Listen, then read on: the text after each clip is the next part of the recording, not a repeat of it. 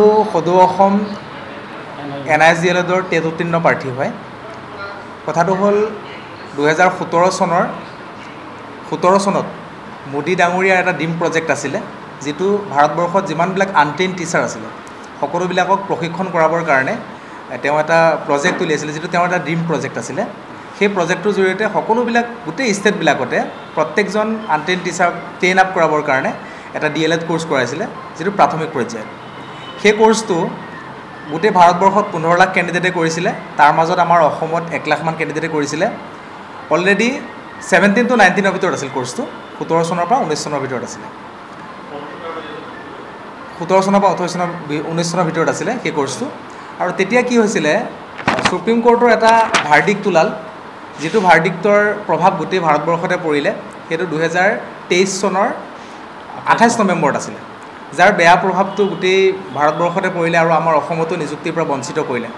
Already আমাৰ 21, 22, 23লৈকে 23 ছেপ্টেম্বৰ মাহলৈকে আমাৰ এই NISৰ পৰা DLED কৰা গোটেই প্ৰাৰ্থীবিলাকক আমাক নিযুক্তি দি আছিলে অসম চৰকাৰে, আৰু গোটেই ভাৰতবৰ্ষতো দি আছিলে। কিন্তু 2024 চনৰ 10 ডিচেম্বৰত আকৌ ৰিভিউৰ জৰিয়তে সুপ্ৰিম কোৰ্টে এটা জাজমেণ্ট দিলে, যিটো জাজমেণ্ট পজিটিভ জাজমেণ্ট দিলে যে NISৰ পৰা যিসকলে DLED কৰিছিলে, তো 18মহীয়া DLED আছিলে, আৰু সেই DLEDটো গোটেই ভাৰতবৰ্ষতে প্ৰযোজ্য হ'ব আৰু য'তে ত'তে তেওঁলোকে এপ্লাই কৰিব পাৰিব, নিযুক্তি পৰীক্ষাত অংশগ্ৰহণ কৰিব পাৰিব, আৰু 2 বছৰীয়াৰ সমপৰ্যায়ৰ যিটো DLED। এতিয়া কথাটো হ'ল, আমাৰ এই 18মহীয়া DLEDটো আমাৰ অসম চৰকাৰে আমি অনুৰোধ জনাইছোঁ, কাৰণ অসম চৰকাৰৰ মুখ্যমন্ত্ৰী আৰু আমাৰ শিক্ষামন্ত্ৰীক অনুৰোধ জনাওঁ, বিগত বৰ্ষকেইটাত যিহেতু নিযুক্তি প্ৰক্ৰিয়াত আমাক সুন্দৰভাৱে অংশগ্ৰহণ কৰিব দিছিলে, 21, 22, 23লৈকে হৈয়ে গৈছিলে।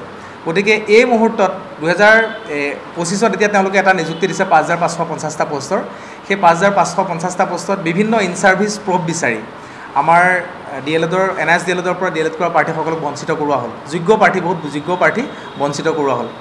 আৰু যিটো আমি মুঠেই বিবেচনা আমি ভবা নাছিলোঁ এনেকুৱা এটা কাম হ'ব বুলি, কিয়নো অলৰেডি আমাৰ নিচিনা একেটা সময়তে কৰা DLEDৰ বহু প্ৰাৰ্থী অলৰেডি চাকৰি পাইছে, একেটা পিৰিয়ডতে কৰা, একেটা টাইমিঙতে কৰা, গতিকে আমাক বঞ্চিত কৰিছে। সেইকাৰণে আমি মুখ্যমন্ত্ৰীক, আমি শিক্ষামন্ত্ৰীৰ ওচৰত গৈছোঁ, শিক্ষামন্ত্ৰীক আমি কেইবাবাৰ লগ কৰিছোঁ, আৰু মুখ্যমন্ত্ৰী মহোদয়ক আমি বিভিন্ন ঠাইত আমি মেলে মিটিঙে লগ কৰিছোঁ, কিন্তু ডাইৰেক্ট আমি তেওঁক এপইণ্টমেণ্ট পাবলৈ সক্ষম হোৱা নাই। মুখ্যমন্ত্ৰীয়ে আমাক কৈছে যে আপোনালোকে আমাৰ লগত বহি পেলাই আলোচনাৰ মাধ্যমত আমি কামখিনি কৰোঁ। আমি মুখ্যমন্ত্ৰীক অনুৰোধ জনাওঁ যে আপোনাক লগ পাবলৈ আমি অতি বিনম্ৰতাৰে আমি ৰৈ আছোঁ, আগ্ৰহেৰে বাট চাই আছোঁ, কিন্তু আমি এপইণ্টমেণ্ট পোৱা নাই। গতিকে আমি অনুৰোধ জনাইছোঁ, আপুনি যাতে আমাক এপইণ্টমেণ্ট এটাৰ ব্যৱস্থা কৰি দিয়ে, আপোনাৰ লগত আমি বহি আমাৰ যিখিনি দুখৰ বেদনা আমি ক'ম, আৰু আপুনি আমাক এটা সমাধানৰ ৰাস্তা দিব। দ্বিতীয় কথা, আমি EM ছাৰৰ ওচৰত গ'লে EM ছাৰে কয় তোমালোকে কেছত যোৱা, কেছৰ বাহিৰে বেলেগ ৰাস্তা নাই। কিন্তু আমি এইখিনি দুখীয়া মানুহ, প্ৰাইভেট স্কুলত কাম কৰা মানুহ, এই মানুহখিনিয়ে কেনেকৈ কেছত 4-5 হাজাৰ টকাত কাম কৰি আছে, তেওঁলোকে পৰিয়াল চলাই আছে, সেইকেইজন মানুহে কেনেকৈ কেছত গৈ লাখ লাখ টকা খৰচা কৰি জিকি আহিব পাৰিব। সেইকাৰণে মই অনুৰোধ জনাইছোঁ যে যিহেতু ভাৰতবৰ্ষত এই কোৰ্চটো প্ৰায় 13খনমান ষ্টেটত অলৰেডি কৰা হৈছিলে, তাৰে 9খন ষ্টেটে অলৰেডি ইমপ্লিমেণ্ট কৰিলে। NISDLত কোনো কোনো কুৱেশ্যন নোহোৱাকৈ তেওঁলোকে নিযুক্তি প্ৰক্ৰিয়াত অংশগ্ৰহণ কৰিবলৈ দিছে। কেৱল মাত্ৰ আমাৰ অসম আৰু ৱেষ্ট বেংগল আছে। ৱেষ্ট বেংগলত নিদিয়া কথাটো এটা বেলেগ ধৰণৰ, কাৰণ ৱেষ্ট বেংগলত মমতা বেনাৰ্জী চৰকাৰ, গতিকে মমতা বেনাৰ্জীয়ে হয়তো মোদী ডাঙৰীয়াৰ ড্ৰিম প্ৰজেক্টটো তেওঁ মানি ল'ব পৰা নাই। কিন্তু আমাৰ অসমত যিহেতু BJP চৰকাৰ আছে, মুখ্যমন্ত্ৰী মহোদয়ক মই অনুৰোধ জনাওঁ, তেওঁ যিহেতু আমাৰ অসমৰ সৰ্বকালৰ সৰ্বশ্ৰেষ্ঠ মুখ্যমন্ত্ৰী, আমি যাক আমি মামা বুলি সম্বোধন কৰোঁ, আমাৰ সকলোৰে প্ৰিয়, আমি অসমৰ সন্তান, আমি বহুত কষ্ট কৰি 2-3বাৰ টেট পাছ কৰিছোঁ। গতিকে এবাৰ টেট পাছ কৰাটোৱে বহুত কষ্ট।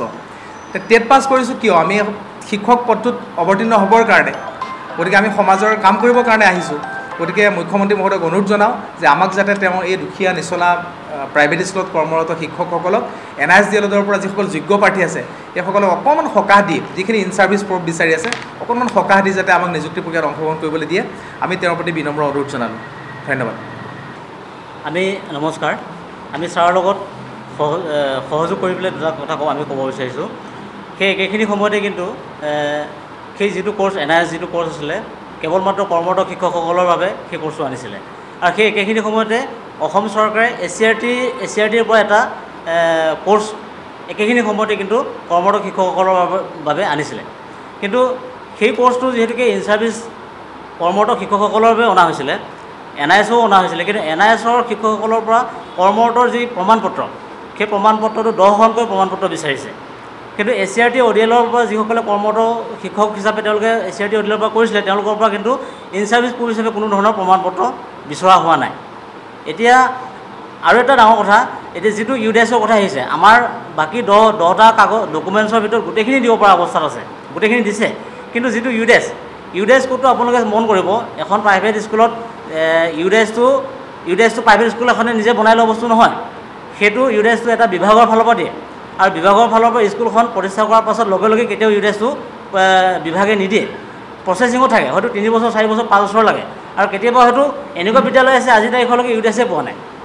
তেতিয়া যিখিনি সময়ত 17 চনত যিহেতুকে নিউজৰ পৰা সেই কোৰ্চটো আহিছিলে, সেইখিনি সময়ত যিসমূহ বিদ্যালয়ত UDAS নাছিলে, প্ৰচেছিঙো নাছিলে, সেইখিনি সময়ত যিহেতু UDAS নাছিলে, তেওঁলোকৰ কাৰণে সেই NIS-ৰ পৰা এটা অটোজেনেৰেট এটা UDAS কোড প্ৰভাইড কৰিছিলে।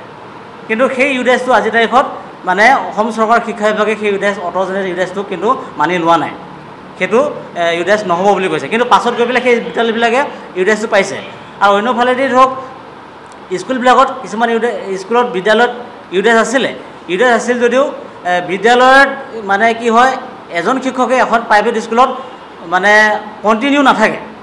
বিশেষ কাৰণ আপোনালোকে জানে, এখন প্ৰাইভেট স্কুলত তাৰ মাহিলী যিটো পাৰিতোষিক সেইটো মানে নিচেই কম কৰি দিয়ে, যাৰ ফলত তেওঁলোকে অন্য এখন বিদ্যালয়ত যেতিয়া বেছিকৈ এটা মাহিলী পাৰিতোষিক তেওঁলোকক অফাৰ কৰে, তেতিয়া অন্য এখন বিদ্যালয়লৈ যাব লগা হয়।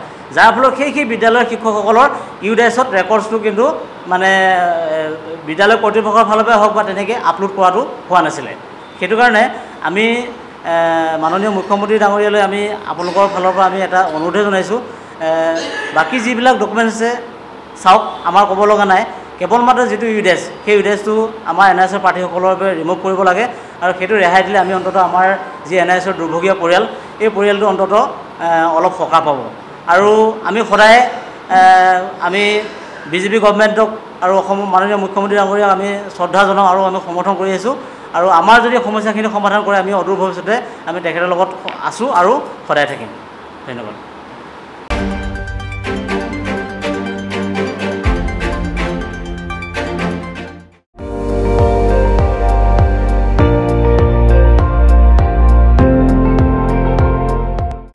আপুনি চাই আছে ND24, সৰ্বশ্ৰেষ্ঠ নহয় সৰ্বোত্তমৰ দৌৰ।